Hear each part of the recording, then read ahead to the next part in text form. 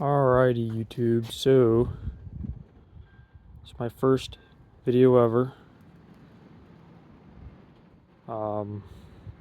Yep, customer wants me to put a hitch on the back of his camper here.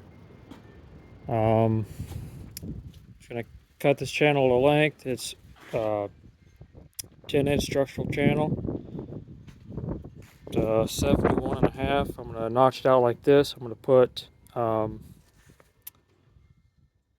hole in it for the hitch, and I'm gonna put the plate on there like that. Cut it there. 1-inch hole, round that off. It's going to stick out that far.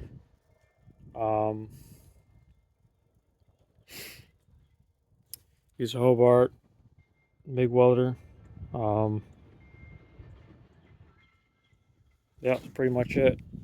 It's part one of a however many part video that I'm going to be doing.